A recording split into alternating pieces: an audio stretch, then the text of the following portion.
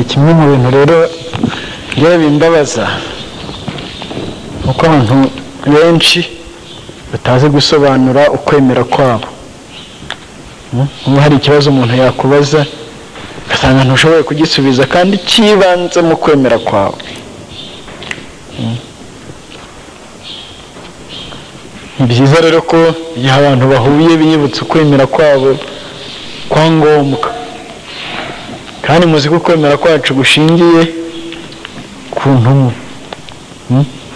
Twemera iby'intumwa zamamaje, iby'intumwa zatwigishije. Kiliziya Gatolika ntagatifu ishingiye ku ntumwa cyangwa se inazikomokaho, ariko kuvuga ko izishingiyeho ndumva ari byo byaba ari byo, kuko gukomoka ko ikomoka kuri Kristo, niyo yayishinze, ariko ayishinga ku ntumwa.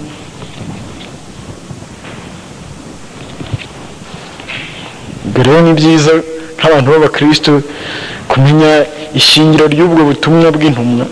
Intumwa zigishije iki?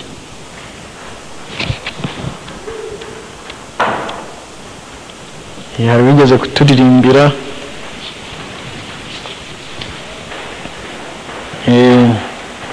turi intumwa za Kiliziya Ntagatifu Gatolika ya bose ikomoka ku ntumwa zatumwe na Yezu Kristo.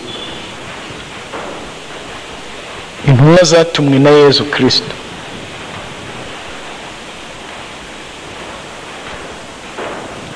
Ubwo butumwa bw'intumwa ni ubuhe? Ese usanga hehe muri Bibiliya? Umuntu aguhaye Bibiliya akubaza ati ngaho nshakiramo iby'intumwa zavuze, wabishakira hehe? Mu kihe gitabo? Se ni muri he sezerano? Muri Bibiliya harimo amasezerano angahe? 2. Irihe n'irihe? Rya kera ni isezerano riki? None se inyigisho z'intumwa ziri muri he sezerano? Ziri mu isezerano rishya cyane irya kera? Isezerano rishya. Urumva amavanjiri yanditswe n'intumwa za Yezu Kristo n'amabaruwa anyuranye n'izindi nyigisho. Aho ngaho rero niho twebwe abakristo dushakira ukwemera kwacu, nyuma tugahera muri urwo rumuri dukuye mu isezerano rishya, tukamenya n'ibya kera. Tukamenya ko Musa yashushanyaga Kristo, tukamenya ko abahanuzi bose ari bari integuza ze kugeza kuri Yohani Batista. Ubutumwa rero bw'intumwa ntabwo ari amagambo, urumva, ahubwo ni umuntu. Ntabwo ari kuza kutubwira, ahubwo zituzanira umuntu. Uwo muntu yitwa nde? Yezu Kristo. Yezu Kristo uwo wavuze ati aho 2 cyangwa 3 bateraniye mu izina ryanjye banyambaza mba ndi hagati yabo. Intumwa ya Yezu Kristo yari yihingutse na Yezu Kristo bari kumwe nayo muri makeya. Niyo mpamvu nyine Paulo yasuye mu magambo y'umuhanuzi Isaya ati mbega ngo biraba byiza ibirenge by'abogeze inkuru nziza. Igihe cyose umuntu yoherejwe na Yezu Kristo, Yezu Kristo nawe ari kumwe nawe. Uko data yantumye nanjye ndabatumye. Ubutumwa bwacu rero nk'abakristo nk'uko twanabisezeranye, twese igihe tubatizwa twiyemeje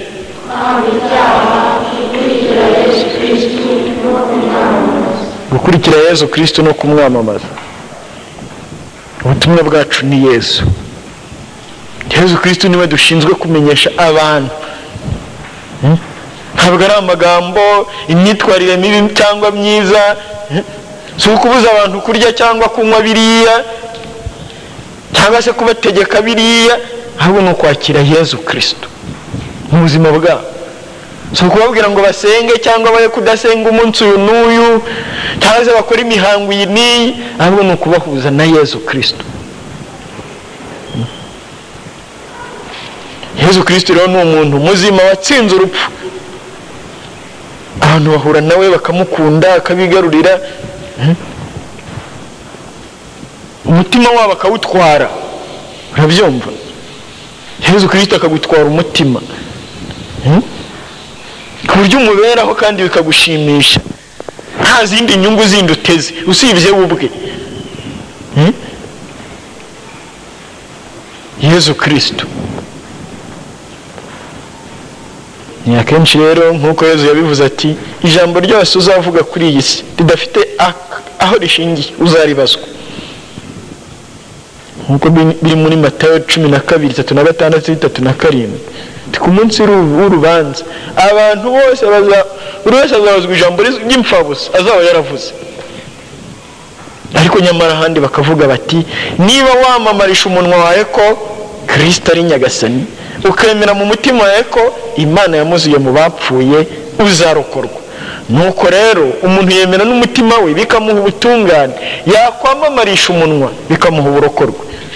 Mu Banyaroma umutwe wa 10 umurongo wa 9 n'uwa 10. Mu kubakoreraho kwamamaza ubugambo n'amagambo, intambara z'amagambo. Kwa kanaka muricaye ku mashyiga mu bavuga, nabo bicaye ku yoba bavuga, baryashyano ryaho rero uziyo ryirata rirahereza ngo ryikata kuri aritari, naho se nyabuze nyina ngo yagize cyangwa ngo yasomye ngo urumva abo bantu ubwo nabo babariho, uko mubariho niko babariho. ngo ryashyano rya hano hepfo nasanze ricuruza inyanyama, sako ryaho niho babashyizemo uburozi. Ariko se ku munsi w'urubanza ibyo byose nyagasani azabibabaza, urumva? Burya rero ngo abantu nabo barazigura ngo bakibwira ngo baraguze, burya se amarozi baba bashyizemo n'ibindi. Ayo magambo ntawe ku mashyiga y'iwanyu muyavugiraho. Yazakozwe ibigushukashuka bigutazagushukana, ubigendere kure utazagwa mu kaga, kandi uhora uburirwa haba utazaburanirwa. Maze rero kuvuga ni ugutaruka nk'uko Abanyarwanda bavuga. Niwumva abantu batangiye kuvuga undi, bavuga abandi, babasebye, ujye bacecekesha. Rwose mu izina rya Yesu nimurekeraho, niba ari babi mureke tubasabire uti ku izina ry'Imana Data na Mwana Roho Mutagatifu, amen. Nyagasani Yesu reba abo bavandimwe imyitwarire yabo urayizi kuturusha, baha umugisha ubahindure, tuba turenda kuramutsa muri 3. Maze urebe ko ibintu bitazahinduka ukundi. Murimo muriroga, mwirogesha ururimi rwanyu, n'abandi barimo bararoga, barabaroga bakoresheje ururimi. Ururimi ngira ngo muzi ibyarwo, rurica kurusha inkota. Haba se rya ijambo ry'Imana ntabwo mujya murisoma. Yesu akuzwe. Iryo ni ijambo ry'Imana dusanga muri mwene Siraki mutwe wa 28.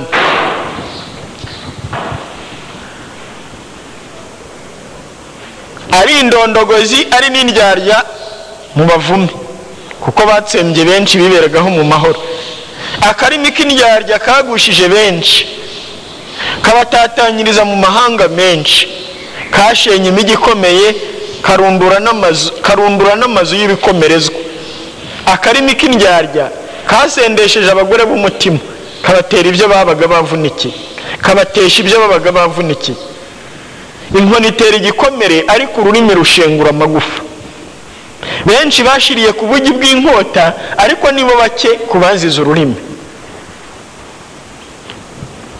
Nyine Siraki umutwe wa 28 umurongo wa 13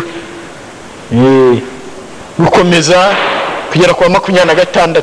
Hari ahandi agera akavuga ati, ururimi rwica nabi rurutwa n'inyenga y'ikuzimu. Ujye witonda ururimi rutazagutera gucumura, ukavaho ugwa mu maboko y'abaguhigira.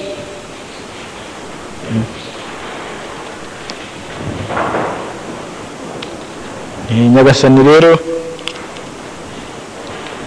itegereze, uzitize amahwa isambu yawe, ubike neza feza na zahabu byawe, maze amagambo yawe yashakire igipimo n'umunzani, kandi umunwa wawe uwutereho urugi n'ingufuri.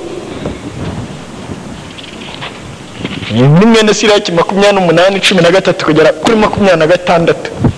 uzahasomera abo bantu nibashakika kuguhagurukana. Mwese ngo tubavuze ngo ntibabikora, ngo ntibabikorara. Nasa mukora ibinganike muri abacamanza babo se. Yewe umukristo rero yagombye kuvuga Yesu kugira ngo ahore muri ubwo bwambo bw'amatiku n'amateranya, ibyo ngibyo umuntu akabirwanya mu izina rya Yesu Kristo. Ahanga abanyeshuri aho bicaye, abarimu barimo barabavuga bose ngo kana kuriya buriya rero ngo iwabo bimeze gutya na gutya, undi nuko mukabahetura, mwanyuza mugafata abanyeshuri mukaba mwadukiriye umuyobozi, hanga abantu barirwa mu byaha. Nibuka wa muntu wavuze ati niba ushaka kujya mu ijuru uzitondere ingingo zawe 3: ururimi, inda n'akanyoni. Ururimi rwawe rero rwagombye kuvuga Yesu Kristo. Ntumbe igisambo cyangwa umusinzi cyangwa igisahiranda, ntumbe umusambanyi. Igitsina cyawe ntigikuyobore aho shitani ishaka. Kumva ko ari urugingo rwa Yesu Kristo wagupfiriye, ugomba gukoresha icyo ashaka cyonyine.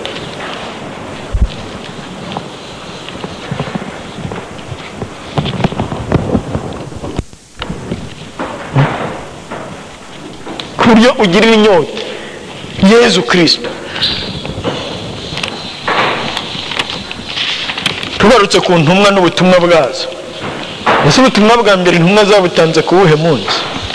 Ubutumwa bukomeye ku munsi wa Pentekositi. Nibwo zatanze ubutumwa. Zavuze si byandi, zavuze ibyerekeye nde? Yesu Kristo zamuvugagaho iki? Ko yagize ati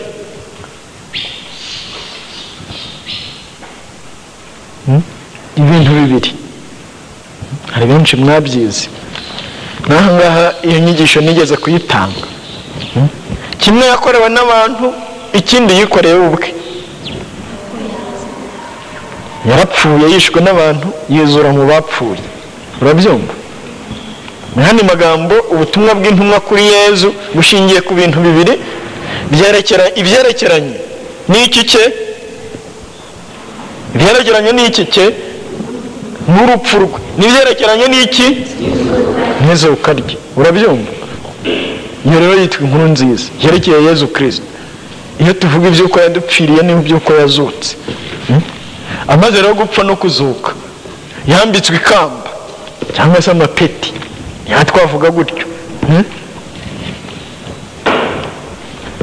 Imana se yamugize ibintu bibiri bikomeye cyane. N'iki Yesu Kristo amaze gupfa no kuzuka, Imana se yamugize umutegetsi n'umukiza. Byakozwe n'intumwa bone mu mutwe wa 2 kuva ku murongo wa 14 kugera kwa 36. Umutegetsi rukumbi, umukiza rukumbi. Ese bari wakira Yesu Kristo nk'umukiza wawe cyangwa se nk'umutegetsi wawe? Iyo uhingutse imbere ya Teberinakoro wumva ko ugeze imbere y'umutegetsi wawe. Ubu abantu iyo bari hano mu kiliziya nk'ibyo nkomeza mihigo yavugiraga hano, koko watinyuka kugenda hejuru y'intebe mu nzu y'umwami wumva ko umwami akuri imbere? Inkondo yigendaho kugira ngo yisukure ni byiza, ariko kubera izindi mpamvu gusuzugurira umwami mu ngoro ye, cyangwa abantu bakaza bakisakuriza bakagira gute, cyangwa se abantu bakumva nta kintu avuze, ku buryo aba hano ntihagire umuntu winjiramo, abantu bakihitira urujya n'uruza. Ibyo byose si ibimenyetso by'uko abantu baba bataramenya Yesu uwo ari we. Ndi umugati utanga ubugingo, dore ntama w'Imana, dore ukiza ibyaha by'abantu. Umunsi wabimenye uzajya uza hano kenshi, kandi uhaguma umuganiriza, kandi urahakura imigisha ikomeye. Urumva?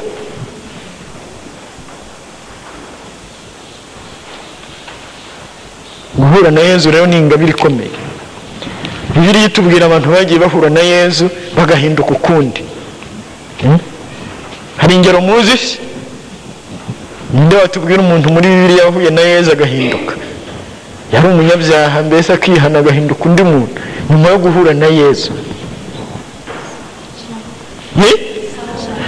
Sawuli wahindutse Pawulo. Ibyakozwe n'intumwa umutwe wa 26, umutwe wa 22 n'umutwe wa 9. Urwo ni urugero. Noneho abandi bagiye bihurira na Yezu nyirizina kigendana hano ku isi. Sawuli we bahuye ku buryo bw'igitangaza, yarazutse ari mu ikuzo rye aramuhindura. Hari abandi noneho bagiye bahura nawe muri ubu buzima akabakiza ibyaha byabo, akabababarira. Ntabwo izo ngero muzizi? Mariya Madalena, indaya nimwibuke Madalena uburyo yarageze kure, ahuye na Yezu amugiriye impuhwe, amukiza ibyaha byose aramubabarira. Undi igisambo cyo kumusaraba Disimasi. Undi Zakewusi muri Luka 19:1 kugera ku 10. Abo bose bahuye na Yezu. Ese wowe Yezu mwarahuye? Kurya bati kuva uwo munsi nafunze amaferi, ibyaha sinongera kubyirukaho. Nibyo babirirwa biruka ku bakobwa, shaka wowe wakubita agatego ukamunga umuture hasi, bakiranye inzira zose mutashye. Tanga mu ishuri mwari masohotse imvura irimo igwa, none wafunze amaferi. Ukajya ku isoko ukagoroberezayo, nuko kugira ngo uze gutahana n'umusore ureba hariya nyine muturanye, kugira ngo aze kukubwira ijambo rikujandika mu byaha. Nta maferi ugira, kubwira ngo reka gucumura, uwo muntu ukaba wanamuca n'umutwe. Ngo arabimbuza se ngo abimbuza nkandi. Nk'umukobwa rimwe abanyeshuri biganaga nawe kera b'abahungu, yari umukobwa nibaga mu wa 6 w'amashuri yisumbuye.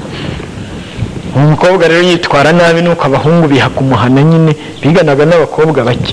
Ati rwose kucyo dusebya niki? Harabanza arabumva, nuko ageze aho arahaguruka n'agasuzuguro kenshi, ngo niko ngo murinda mwambwira gutyo kuko ari ibyanjye ntanga ngo ni ibyanjye. Nuko ariko azabitanga imyaka ingahe, azabitunga imyaka ingana iki? Ko ubuzima ari bugufi. Igihe azaba atagishoboye kubyambura cyangwa kubyambika, niho azamenya ko atari ibye. Ntabwo ibyo ugira umuntu warwaye adashobora kwiyambura cyangwa kwiyambika, bizaguha isomo. Noneho rero umuntu wapfuye we biba byabaye urundi rwego. Urabyumva? Kabura umuntu wiyubashye, ariko umuntu ukurwaje ari we ubukuramo imyenda akicaza hariya, nuko ukituma warangiza akagusukura, akongera agasindagiza, akongera ukaryama. Hanyuma wazahabyuka rero, ukabyuka uri igitangaza, wirata, ugira ute, uti n'ibyanjye reka nkomeze mbitanga. Hari igihe umuntu arwara bikaba byamuha isomo, cyangwa abonye abandi barwaye.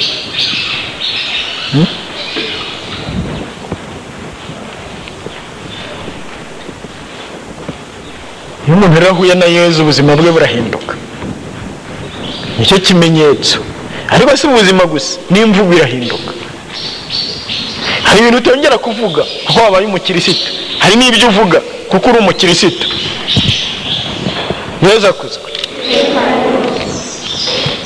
Zimwe mu mvugo rero z'abakristo nuko bamamaza Yezu.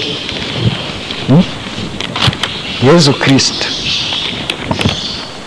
umuntu ubikijije ntiwareka kumuvuga. Aba Yezu Kristo barangwa no kuvuga nde, kubera ko iryo zina riba ribakiza, iryo zina ribarinda. Ese iyo ugeze mu kaga uhamagara ndi? Iyo ugeze ahantu haguteye ubwoba witabaza ndi? Iyo wishimye usingiza ndi? aramutse ari uko bimeze uba waratangiye urugendo rwo gukira. Nkumva ko Yezu Kristo ari umutegetsi, ko ari nyiri imbaraga zikurinze. Wahawe ingabire ikomeye. Yezu turi kumwe, ntacyo nzaba. Hano batangiye kugutera ubwoba, ngo nushaka ngo twime, ngo n'ubundi tuzagufata ku ngufu, ngo kandi tubikore di. Turarushywa n'ubusa. Yezu arandinze n'abamarayika be, namwe murarushywa n'ubundi. Urumva ko ufite icyizere Yezu Kristo, mpagaze mu izina rya Yezu Kristo. Urumva kabuzi ko ibirungi bya hano hirya nta bubasha bigufiteho. Ushatse wagenda ibyo baba barunze ari ingoma bavuze ari iki byose ugaha inkongi cyangwa ugasanzagiza, warangiza ukisohokera. Kubera ko Yezu akurinze, afite ububasha burenze ubw'uwo mwanda. Yezu rero niryo zina rukumbira ikiza abantu. Nkuko ibyakozwe n'intumwa 4:12, intumwa abigishwa bacu Yezu yaduhaye babitubwira. Nta rindi zina hano ku isi ushobora gukiriramo usibye irya Yezu. Ushaka gukira agahinda uzagakizwa nande? Ushaka gukira ubusambanyi uzabukizwa nande? Ushaka gukira umujinya uzabukizwa nande? Urashaka kumarwa ubwoba uzabumarwa nande? Yezu rero niwe mukiza. Niba ushaka gukira Yezu azagukiza.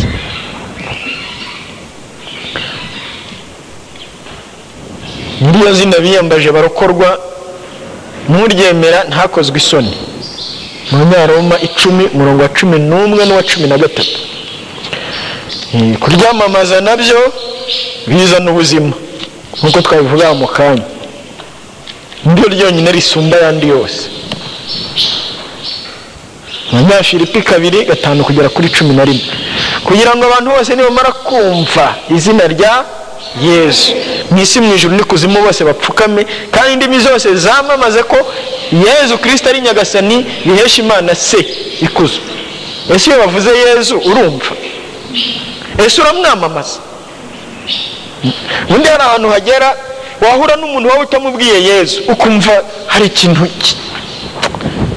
wenda ni nk'umuntu mukuru nyine aragushuhuje, ntakubwiye ngo Yezu akozwe, nawe ugize isoni zo kubimubwira, mugatandukana Yezu atavuzwe, ukumva nta mahoro ugize. Umunsi wabaye utyo ujye umenya ko hari ingabire Yezu yaguhaye. Umuntu arashakisha uburyo bwose amuvuga. Niba ari uwo wabwira ngo Yezu akozwe akavuga ngo uramusuzuguye data ngo ni mukuru, ibyo hari ababyitwaza kandi nta shingiro bifite. Mu izina rya Yezu ndagushuhuje, waramutseho ngo wabirangije. Kandi izina rya Yezu aho rivugiwe amashitani arahava. Shitani ni ikibwa ikangataho Yezu ataravuga. Niko Padiri Baridi yatubwiye Ikarambe kuri 11/3/2001. Shitani ni ikibwa ikangataho Yezu ataravuga. Aho bavuze Yezu shitani nayo iva mu nzira. Yezu niwe nzira igana data, niwe utumenyesha se. Utamenye Yezu ntamenya na se. Uwanze Yezu aba yanze na se. Hano amagambo akomeye. Muri Yohana 14:6-14, ninjye nzira kuri n'ubugingo ntawe ugera kuri data atanyuzeho. Unyanga aba yanze na data. Yohana 15:23. Ubundi tuza amagambo muri Luka 10:21-22 aho Yezu avuga ati, dawe mutegetsi w'ijuru n'isi, ngushimiye ko ibyo wabihisha abanyabwenge n'abahanga ukabihishurira abaciye bugufi. Koko dawe niko babyishakiye, byose nabyeguriwe na data, kandi ntawe uzi mwana uwo ari we keretse data, nta n'uzi data uwo ari we keretse mwana, n'uwo mwana ashatse kubihishurira.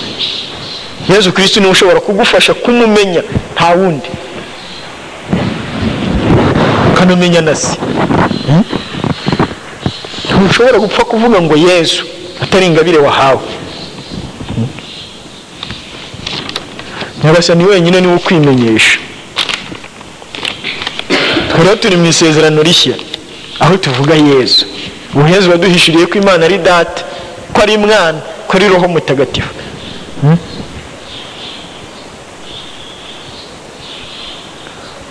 ntumwa za Yezu Kristu mwese aho muri, mubwira abantu bose ubutumwa bw'Imana, kandi abemera mubabatize mu izina rya Data na Mwana na Roho Mutagatifu. Data, Mwana, Roho Mutagatifu. ubu Yezu nyine iyo umubonye aragenda akakwereka ati wari uzi ko mfite na papari, dore nguyu. Wari uzi ko mfite na roho, dore nguyu. Mfite na mamari, dore nguyu. Ijuru akari gutembereza, niwe rembo ry'ijuru. Yohani 10:9. Turiro mu isezerano rishya, ariko twibuke ko irya kera naryo ryari rifite amazina rihamagara. Imana yimenyesheje abayisiraheli mu isezerano rya kera, yo mu Kamisiri umutwe wa 3:13 kugera kwa 15, maze irababwira iti, Musa nyine arayibaza ati ese wa Mana we, ko nkaho tumwongereyeho ibyo abanyamisiri bari bafite amazina y'Imana zabo muzaziga, yitwa Ra cyangwa Re, yitwa Zirisi n'izindi. N'abagereki bafite izabo, Aritemisi, Zewusi, Apolo n'izindi. Twebwe wowe wa Mana umbonekeye nzabwira abayisiraheli ko witwa nguki. Imana rero yabwiye Musa iti, ndi Uhoraho. Niyo mpamvu iyo ubumbuye isezerano rya kera, izina rikuru mu isezerano rya kera ni Uhoraho. Iyo Umwisiraheli yishimye ashimira nde? Yababara agatabaza nde? Cyangwa agatakira nde? Uhoraho rero niwe Mana ye, niwe nyir'ububasha, niwe uzi byose, niwe ushobora byose, niwe uba ahantu hose, yitwa Uhoraho. Hariho n'izindi mana zagiye mu gitabo cya mbere cy'Abami umutwe wa 18:20 kugera ku wa 40, higeze kuba intambara hagati y'Imana Uhoraho n'Imana Behali. Wari uhagarariye Imana Uhoraho ninde? Umuhanuzi Eliya cyangwa Eliyasi. Wari uhagarariye Behali n'abahanuzi 450. Urumva byari byoroshye, abantu ni Imana nyine nabo bakoreraga, bumva ko ifite ububasha. Ariko rero Uhoraho niwe Mana nyakuri nk'uko byagaragaye uwo munsi. Ubwo rero byagenze gute? Baravuze bati, muzabisome muzabisangamo. Igitabo cya mbere cy'Abami umutwe wa 18:20 kugera kwa 24. Bajya imbere y'umwami bati, tugiye kureba ese Uhoraho niwe Mana cyangwa Behali niwe Mana. Bati tugiye gutanga ikizami, ni nk'aho bahaye ikizami izo mana. Bati irushi indi ubumana niyigaragaye. Abahanuzi ba Behali, nimufate ikimasa mu kibage, mwoye gucana umuriro, maze muhamagara izina ry'Imana yanyu. Nanjye niko ndi bubigenze. Imana iri bumanire umuriro mu ijuru, twirebere, igatwika izo nyama, ni iraba ari Imana. Bumva ikizamuko giteye mu gitabo cya mbere cy'Abami umutwe wa 18. Eliya yegera rubanda rwose, maze aravuga ati, muzaherezayo gucumbagirira ku maguru yombi. Niba Uhoraho ari we Mana, nimumukurikire. Niba kandi Behali ari we Mana, niba kandi ari Behali, mvuba Behali ari we Mana, aba ari we mukurikire. Ni njyewe umuhanuzi w'Uhoraho usigaye njyenyine, naho abahanuzi ba Behali ni 450. Nibaduhe ibimasa 2 bihitiremo icyabo bakibage, maze bagishyire hejuru y'inka, ariko ntibacane umuriro. Nanjye ndabigenza ntyo ku kindi kimasa, ndakibaga ngikire hejuru y'inkwi, ariko sincana umuriro. Hanyuma muze kwiyambaza izina ry'Imana yanyu, nanjye ndiyambaza izina ry'Uhoraho. Imana iza gusubirisha umuriro iraba ari yo Mana. Nuko rero abahanuzi baratangira. Eliya arababwira ati, nimwihitiremo icyanyu kimaza, muba rimwe mubanza kubaga, kuko muri na benshi, hanyuma mwiyambaza izina ry'Imana yanyu ariko ntimucane umuriro. Nuko bafata ikimasa barakibaga, batangira rero gusenga bahamagara izina ry'Imana yabo, ari ryo rihe? Behari. Behari, Behari dusubize. Ariko ntihagira ijwi ryumvikana cyangwa ubasubiza n'umwe. Nuko babyinira uruhande rw'urutambiro bari bubatse. Bagejeje ku manywa y'ihangu, Eliya abashinyagurira avuga ati nimuhamagare cyane kuko ari Imana mubwira. Wenda ubu yaba yiherereye, ni ukuvuga yagiye hahandi umuntu ajya wenyine, cyangwa se yaba idahari, cyangwa se ikaba hari aho yazindukiye. Kandi tuzi ko Imana iba ahantu hose igashobora byose. Warabwira ngo Imana yabo yazindutse ngo nibayihamagare cyane nkaho bahamagara umuntu. Wenda yabisinziriye ikaba ikwiye gukangurwa. Barongera barangurura amajwi, maze ku buryo bw'imihango yabo bisharambuza amacumu kugeza ubwo bivushije amaraso. Ariko ntihagire ijwi ryumvikana cyangwa ijambo cyangwa ikindi kimenyetso cy'uko bitaweho. Nuko noneho Eliya wenyine ahagarara, abonye bamaze gutsindwa, waraza nawe abaga ikimasa cye, arangije arasenga ahamagara izina ry'Imana ye, ari ryo rihe? Avuga ati Uhoraho, Uhoraho Mana ya Aburahamu na Isake na Isiraheli, erekana uyu munsi ko ari wowe Mana muri Isiraheli, naho njyewe nkaba umugaragu wawe, kandi ko ibyo byose nabikoze nkurikije ijambo ryawe. Ngaho nsubiza Uhoraho, nsubiza kugira ngo iyi mbaga imenye ko wowe Uhoraho uri Imana, kandi ko ari wowe wigaruriye imitima yabo. Ubwo umuriro w'Imana uramanuka utwika igitambo nk'amabuye n'umukungugu, kandi ukamya amazi yari mu muferege. Abantu bose babibonye bikubita hasi bubamye, baravuga bati Uhoraho niwe Mana. Mu Isiraheli yasenga isengesho rye niho Uhoraho uri Imana yanjye.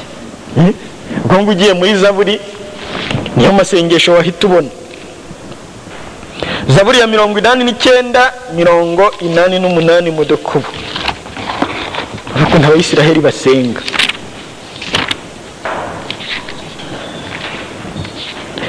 Imani n'icyenda.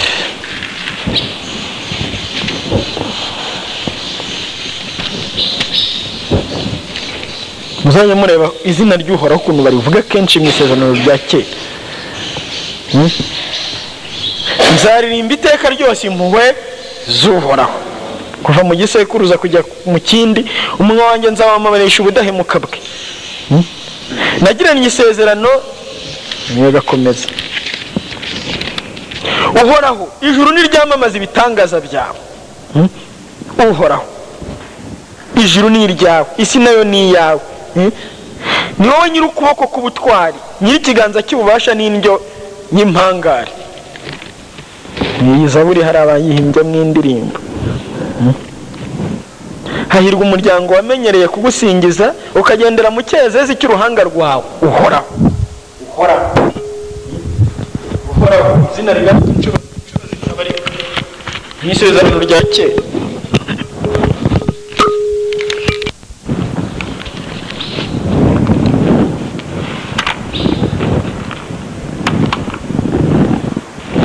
Iyo ugeze ku ya 94, Zaburi zose muri rusange nyine nimuze tuvugirize impundu Uhoraho, turirimba urutare rudukiza, tumuhinguka imbere tumurate, kuko Uhoraho ari Imana y'igihangange, ni umwami w'igihangange, agasumba imana zose. Zaburi ya 95 94 mu dukubo n'izindi. Abahanuzi b'Uhoraho mu Isezerano rya Kera bavuga mu izina rya nde? Umuhanuzi wese wafata. Reka mfate Yeremiya abazina banjye, umuhamagaro we. Umuntu wese mu Isezerano rya Kera wabaga yarayobotse Imana ye, yayisengaga yita Uhoraho. Na n'ubu ngubu rero uyu munsi niba urimo wigisha abantu ibyerekeranye n'Isezerano rya Kera, nawe ugomba gukoresha irihe zina? Uhoraho. Mu Isezerano rya Kera mu isomo rya mbere twumvise, Uhoraho abwira Musa ati, Uhoraho abwira Musa ibyerekeranye n'ibi n'ibi.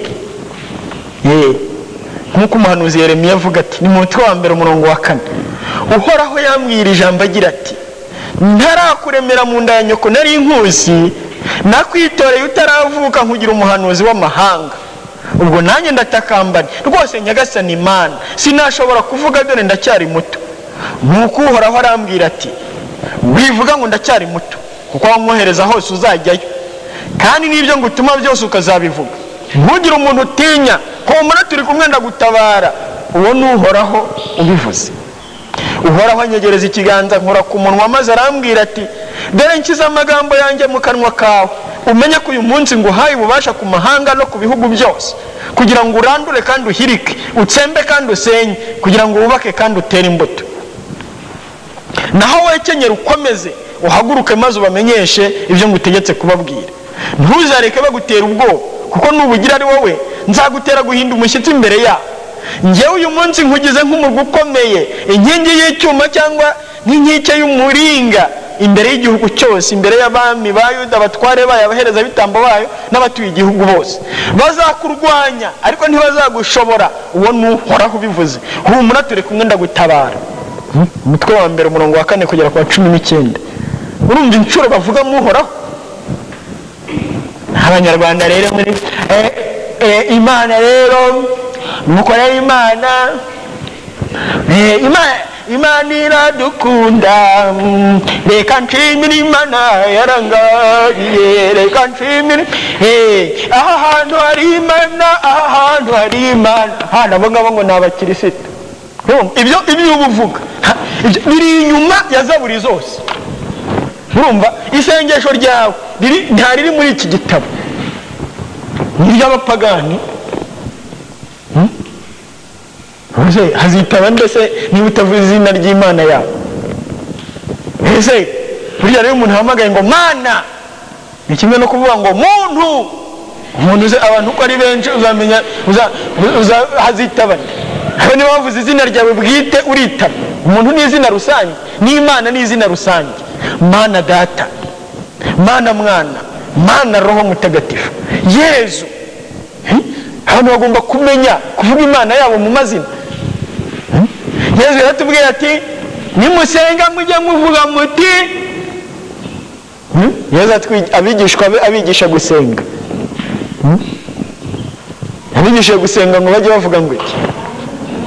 Papa. Nimusenga mujye muvuga ngo Papa, Imana ni Papa, uhoraho ni So. Yani ibintu bikomeye. Dawe na Pawulo arabitwigisha. Umuntu wese ufite Roho Mutagatifu muri we ntabwo apfa gusenga nk'abapagani. Niyo mpamvu isengesho ryo gusengera muri Roho Mutagatifu ari ryiza kuba bicengeramo, kuko abantu biga gusenga Imana mu mazina yayo. Ariko rero nabo bamwe ntibabura kubivanga. Ngaho rero nimuze tugire gutera, nimuze dusingize Imana. Rwose uvuze akajambo keza. Muze dusingize Imana. N'indirimbo zose zitarimo Data, ntizirimo Mwana, Yesu cyangwa Roho Mutagatifu, cyangwa zikaba zitabwira umubyeyi Bikira Mariya, nta gaciro ziba zifite imbere y'umukirisitu. Kuko n'abapagani barazikoresha. Hano hirya se mu Barunge nyine ntibabyina ngo reka nshimire Imana yarangabiye, bakavugiriza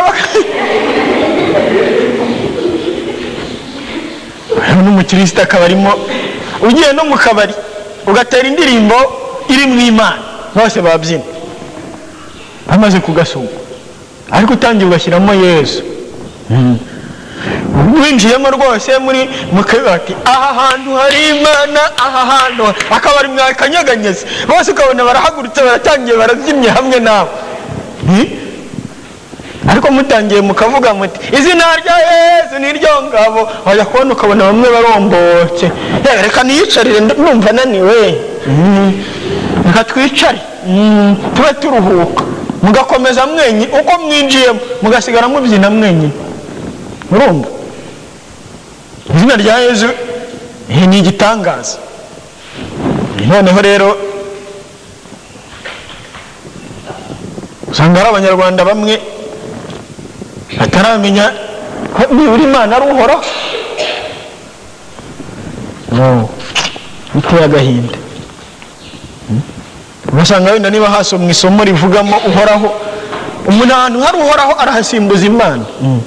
nuko imana ibwira umuhanuzi Yeremiya iti nzaba ndi kumwe nawe.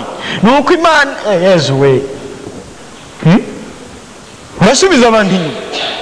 injira muri Bibiliya mu byo Nyagasani yaduhishuriye. yaduhishuriye ko izina rye ari uhoraho mu isezerano rya kera. ni data uhoraho, mwana uhoraho, Yezu uhoraho. Yezu Kristo ni uhoraho. tugomba rero kuvugurura kwinjira muri, ni ngombwa kuvuga izina ry'Imana yawe kuko hari imana nyinshi, imana nyinshi nk'uko twabibonye zo mu isezerano rya kera. iyo Behari, ariko hari n'izindi. usomye mu gitabo cya mbere cy'Abami umutwe wa 11 umurongo wa mbere kugera ku wa 11 uzasangamo amazina akurikira y'iyo Mana: Ashitoreti y'Abasidoni, Milikomu y'Abahemoni, Kemoshi y'Abamowabu, Moleki y'Abahamoni. zose zari imana. Mujya mu isezerano rishya uzabona uburyo Pawulo yarwanya urugamba niwe na Silasi,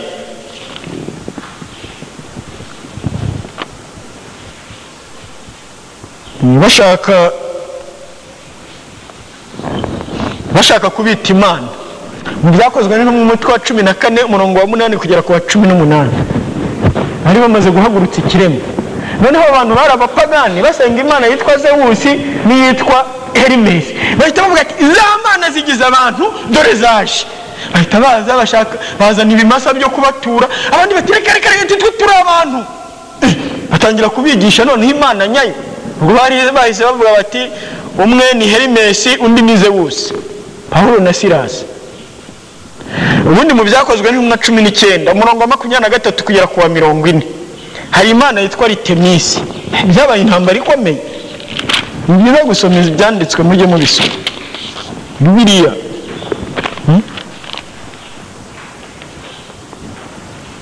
ni umutwe wa 19 byakozwe n'intumwa. mbega urugamba.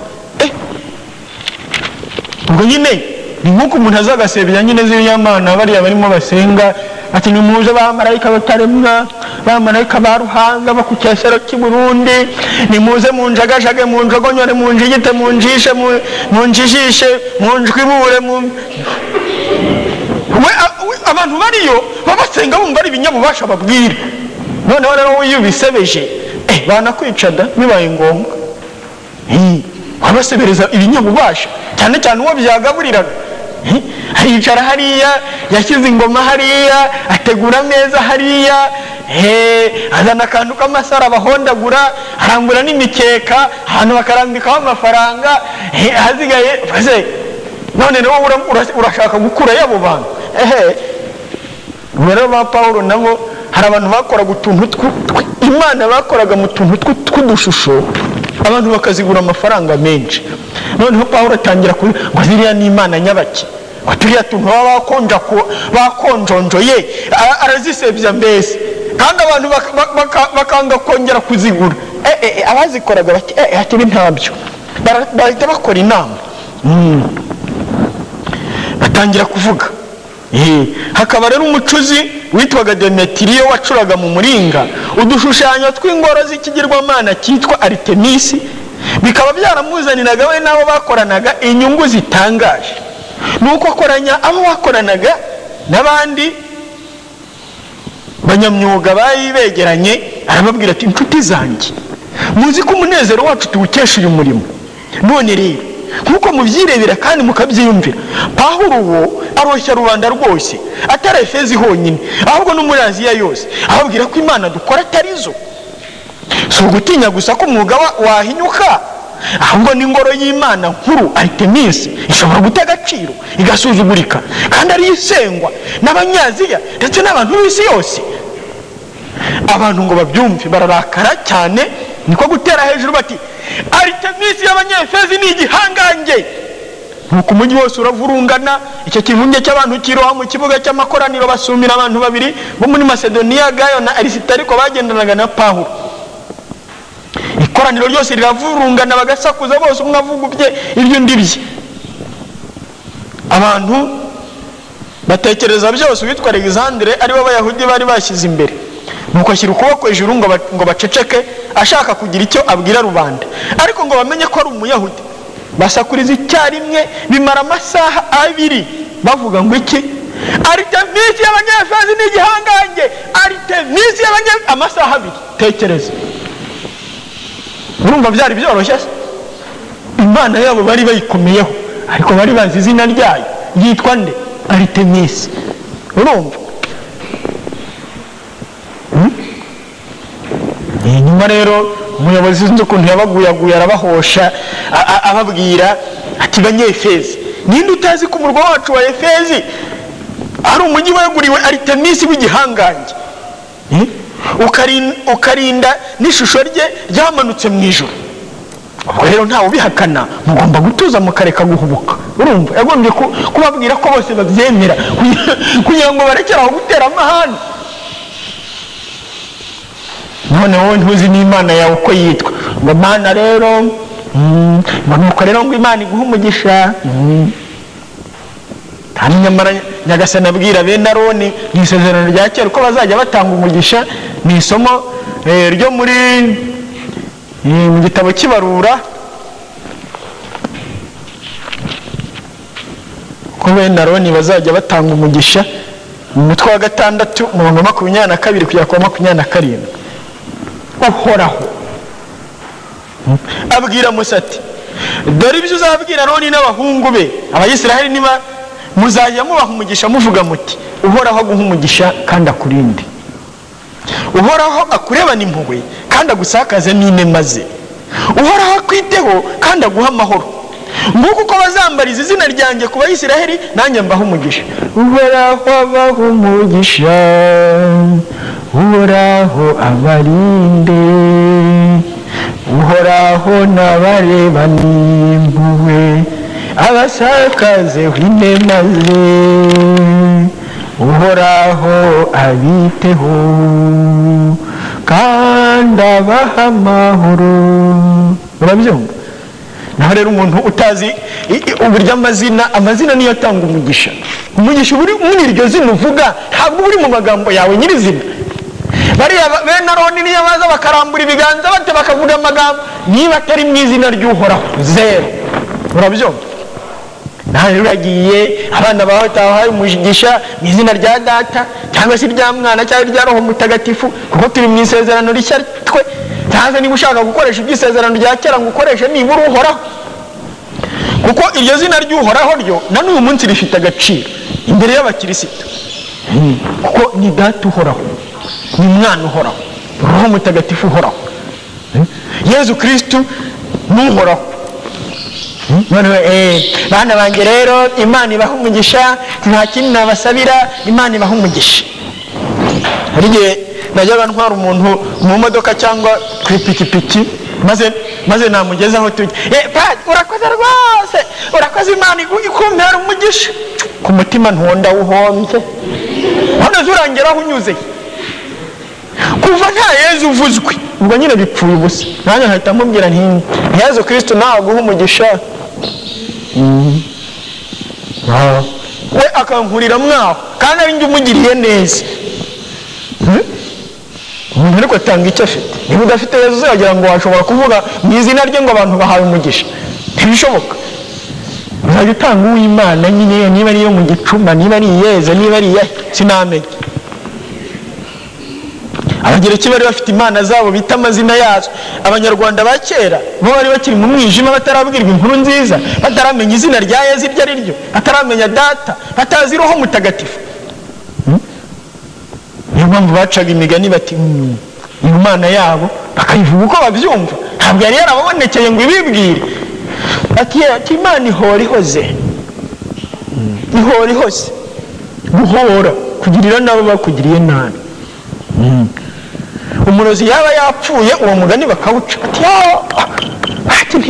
tubabwira ati Imana ihora ihose. Bakavuga bati wambariza Imana kwishyiga ikagusiga ivu. Iyo Mana rusiga navu ni se wa Yezu Kristo.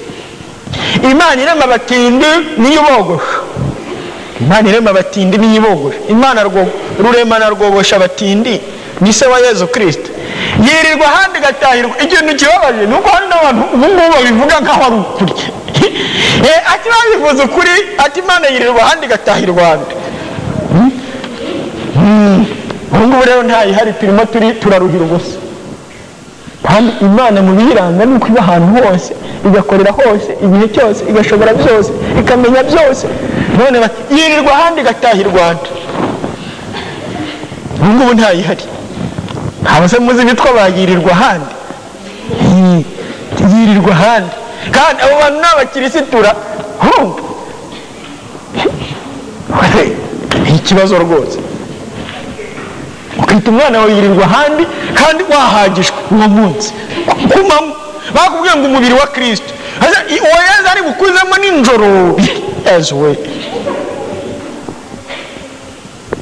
umuntu akeza urutoki rwe, imyaka, amatungo byagenze neza, yarangiza umwana we akamwita, abandi baramanjiriwe, ati ntabanganye Imana.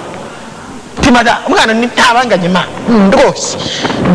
Turabona uko twejeje, dore bariya baramangaye, ntabanganye Imana nibabimenye.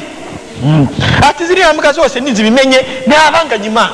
Ese mwise ntabanganye ibishyimbo cyangwa ntabanganye urutoki? Mbese wavuga ngo ntabanganya Yesu, cyangwa ntabanganya Roho Mutagatifu, cyangwa ntabanganya Imana Data? Waba umubeshyeye. Babyara umwana badashaka, none twagira gute? Ni ikizanye urakira. Cyangwa bati ni ikitegetse.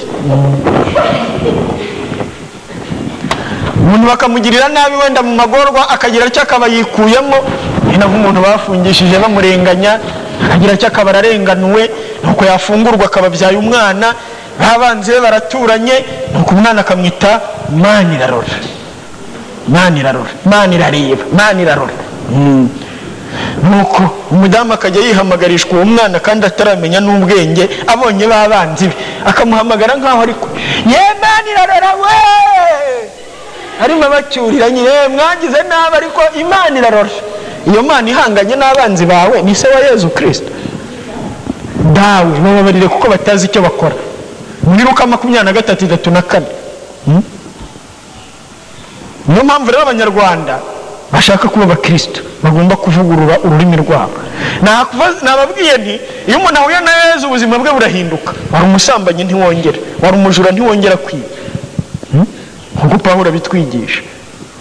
Wahanganaga ubu ngubu ugiye kubabarira abanzi bawe, bavuga ibintu byiza, ubagirire neza. Ariko n'ururimi rwawe rurahinduka. Ukavuga Yesu, mpagaze hano mu izina rya Yezu Kristo. Ugatangira ugasuhuza abantu ngo Yezu akuze. Cyangwa se mugire amahoro ya Kristo, mujyane na Yezu, muramukane na Yezu.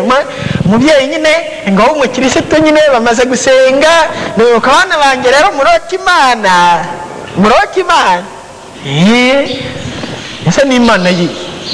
Ubundi Abanyarwanda hari n'ibintu bakoraga byo kuraguza urugimbu batwikaga, noneho ngo rwakwera bakarwita Imana yeze, rwakwirabura bakarwita Imana yirabura. Urumva?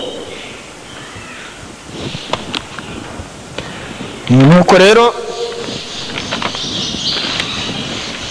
umuntu w'umukristo agomba kuvuga ururimi rwe, akamenya kuvuga Data. Yezu yatwigishe gusenga, nimusenga mujye muvuga muti Dawe. Hari umuntu upfa kuvuga ngo Data? Data aradukunda.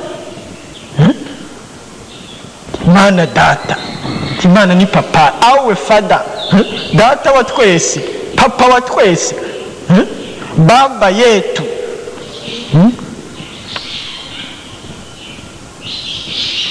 Baba.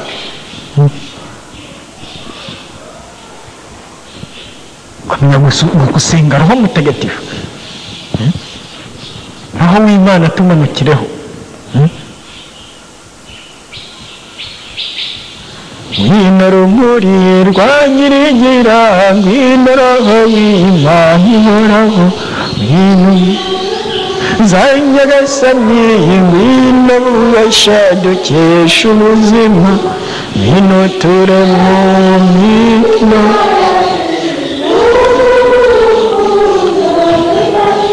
Iyo ni isengesho rya Roho Mutagatifu, guhamagarira Roho Mutagatifu.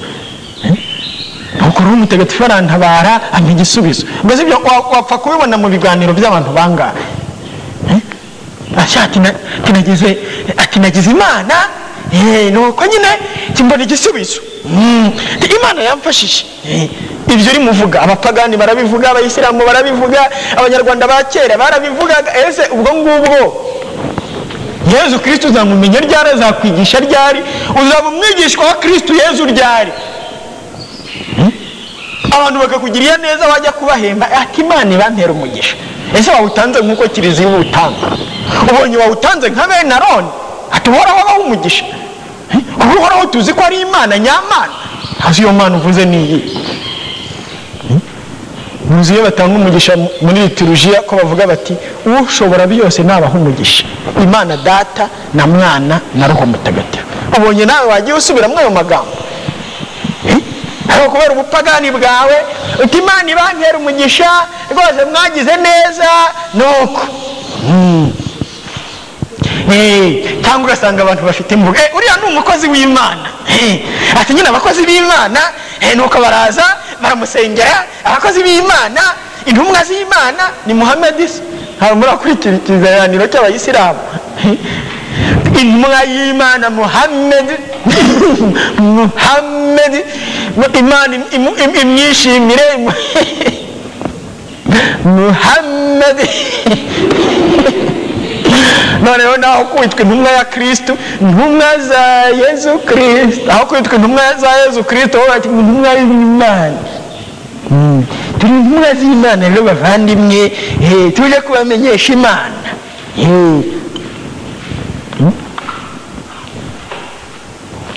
Yebwo rero abantu bagomba kuvuga uru rurimi kugira ngo roho mbi zihunge, kuko ahantu hose Yezu avuzwe niho amashitani ahava. Ahantu hose Yezu ataravuga niko Data na Mwana na Roho Mutagatifu babishatse. Amashitani arakomeza agakora ibyo ashaka. Hari abantu barimo basengera umuntu, baramubwira bati vuga Yezu, ko bari bazi ko navuga Yezu shitani ziri bumuve. Uko bamubwira ngo Yezu, aho bavuga Yezu naho akavuga Imana. Bati vuga Yezu Imana, bati vuga Yezu Imana, bati vuga Yezu Imana. Abacecekesha cyane abarushijwe. Abantu rero nabo bakiri mu mwijima, naho babwire Yezu uti, ukongera ugasubiramo ngo Yezu uti Yezu, uvuga Yezu bavuga Imana, uvuga Yezu bavuga Imana, uvuga Yezu bavuga Imana. Ese abantu amatwi yabo arimwe ibiki? Reka da, burya umwijima uba ukiri mwinshi mu buzima bwabo, nta muntu upfa kuvuga Yezu. Shitani ni ikibwa ikangataho Yezu ataravuga. Ubundi nigeze rimwe gusuhuza abayisilamu kazi, mba mu by'Imana icyo gihe mbanyuraho nigiza nkana nyine, ntimugira amahoro ya Kristo, bahita bikiririza icyarimwe ngo ay'Imana. ngo mugire amahoro ya Kristo ngo ay'Imana. Ntabwo nyine Yezu bamwemera. Birabaje no kuba uri umukristo wowe ukaba utazi ugomba kuvugira kandi warabyiyemeje. Twese igihe tubatijwe twiyemeje kwanga icyaha, gukurikira Yezu Kristo no kumwamamaza. Yezu Kristo twemeye, nitumwihakana zatwihakana, nidupfa tugapfana nawe, tuzabaho mw'ijuru hamwe nawe, nitubintwari hamwe nawe, tuzima ingoma hamwe uhereye i Yeruzalemu, abantu bo mu mahanga yose Yesu ati bagomba kujya bigishwa ibyerekeye ukwisubiraho n'ibabarirwa ry'ibyaha mu izina rye.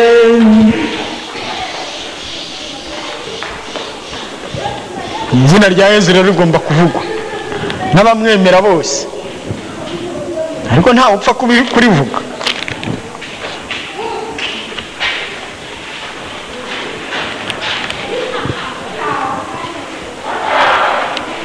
Muri Bibiliya Yesu Kristo hari aho agera atwinjiza mu isezerano rishya, mu gihe bari bazi ko Imana ari uhoraho, nkuko tubyumva no mu isomo ry'uyu munsi. Yesu akavuga ati nduhoraho, nduriho.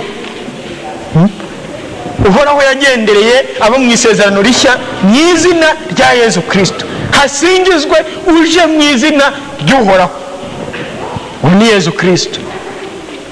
Abahuye na Yesu rero bose, kimwe mu bibaranga nuko bavuga nde, kandi bakavuga mu izina rya nde, bagakora mu izina rya nde. Kolosi 3:17 aho aratubwira ati ari ibyo muvuze ari n'ibyo mukoze byose mujye mubigira mu izina rya Nyagasani Yesu Kristo, mube ari we mwisunga mushimira Imana yihe Data. Kolosi 3:17. Pawulo nawe nyuma yo guhura na Yesu nta wundi yavugaga, agira ati koko rero nta kindi nashatse kwibandaho usibye kubamenyesha Yesu Kristo, kandi Yesu Kristo wabambwe ku musaraba. Ibaruwa ya mbere y'Abanyakorinto 2:2. Abantu bose babaye abakirisitu. Nawe impamvu utaravuga Yesu nuko utaraba umukirisitu.